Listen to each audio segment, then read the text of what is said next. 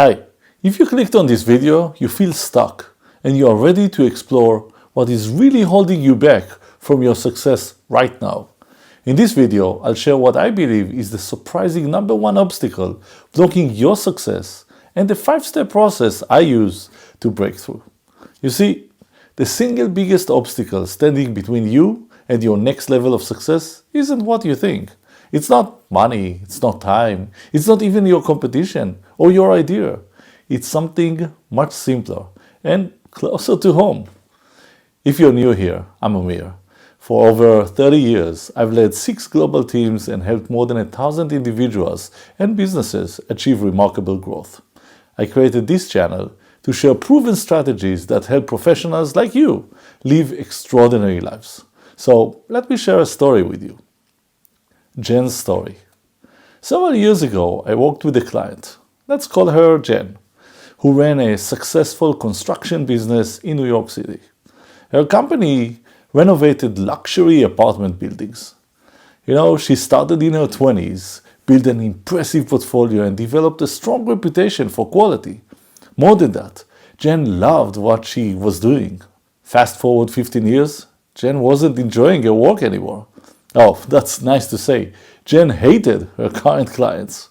Her clients were increasingly difficult, often sending nasty messages. One client even ended the text with, "I should not have hired a grifter." Before our first coaching session, Jen told me that her biggest challenge was the type of client she's been attracting recently. I spent several days researching her business. I interviewed her past clients, spoke with competitors, and analyzed her service offerings. When I looked at it, a clear pattern emerged. Everyone praised Jen's work quality, her attention to details, and the transformative results she delivered. But I also discovered something surprising. Jen's prices were 15 to 40% below her competitors, the invisible barrier. In our first meeting, I shared what I discovered with Jen. She was really pleased to hear about the positive client feedback, but frowned when I mentioned her pricing. "I'm not cheap," she insisted. "I'm just fair." "When was the last time you increased your prices?" I asked. "About 3 years ago," she said. "And how many times have you increased your team salaries during those 3 years?" "About 3 times," she said. "It's fair to increase their salaries yearly as things cost more." "What has happened to your own income from the business during this time?" I asked. She kind of froze for a minute, then quietly admitted, "It's been decreasing every year." "Is that fair?"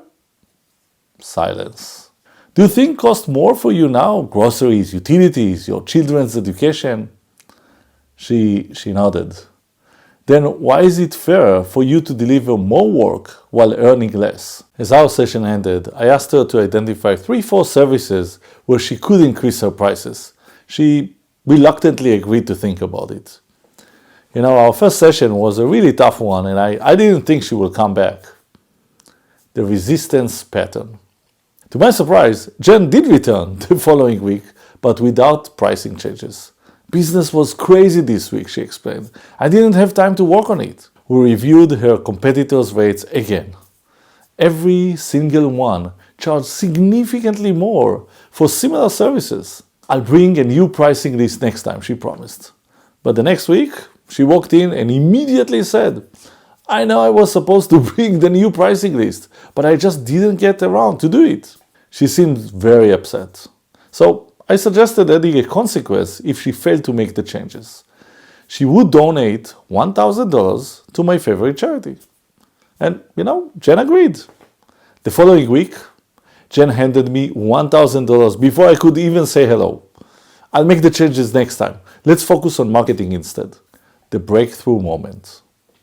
"This isn't working," I told her. "Obviously, this consequence doesn't matter enough to you."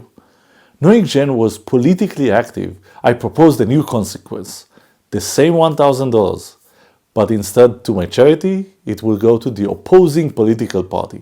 Jen's reaction was immediate and angry. "You can't do that." She raised her voice. "I would never give my money to those people." I waited for it to sink in and ask, "So what's really stopping you?" "What do you mean?" she asked.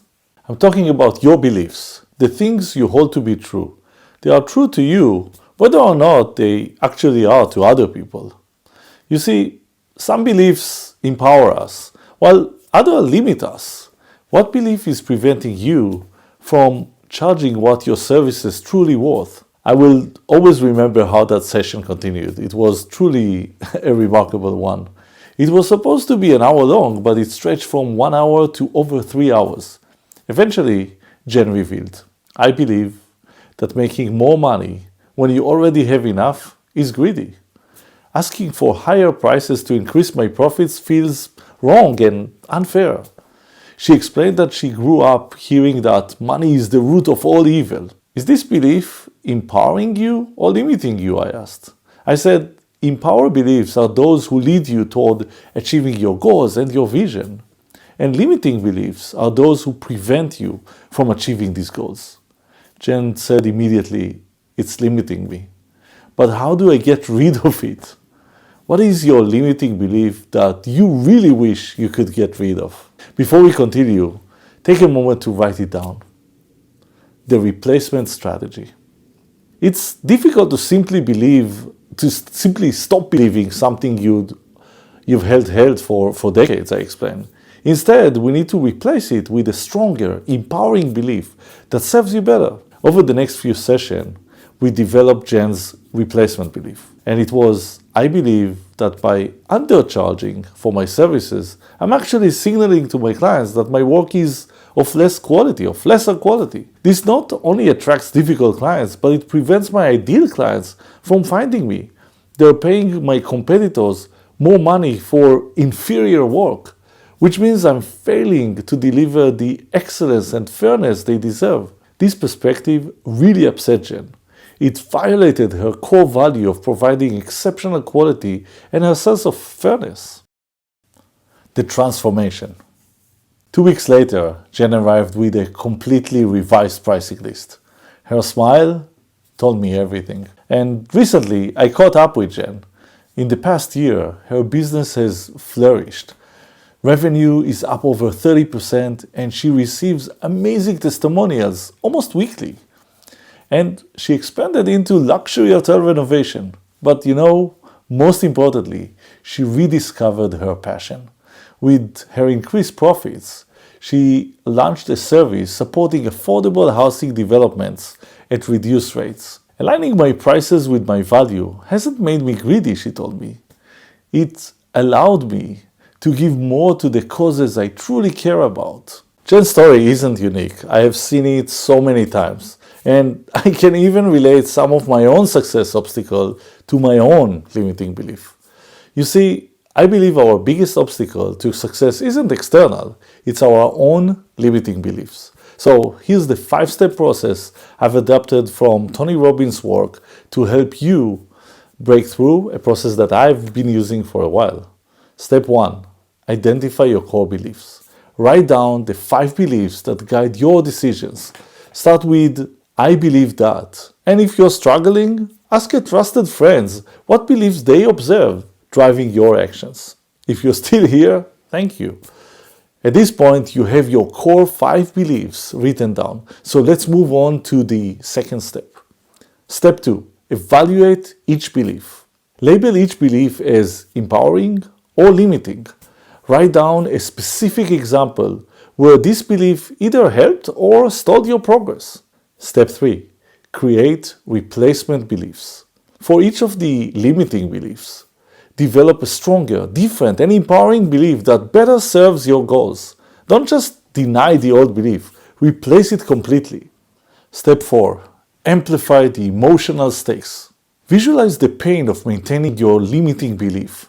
Then imagine the pleasure and benefits of embracing your new belief. Make both of these scenarios emotionally powerful. For example, Jen visualized how making less money would lead to not feeding her family or affording her home, and how her friends would leave as she moved to a different state. Step 5, reinforce through repetition. Practice your new belief until it becomes like your automatic default thinking. And test it in a situation where your old belief would have held you back. What limiting belief is costing you the most right now? I believe that for people like us, following these 5 steps will unlock new opportunities and lead to a more meaningful life. And if you're looking for a personalized guidance, check out my business coaching program in the description below. If you gain value from this content, I would love if you join our community by subscribing to this channel. And until next time, remember, you have the power to create something truly remarkable. Keep believing in your vision and leading with purpose. And may you have a remarkable life.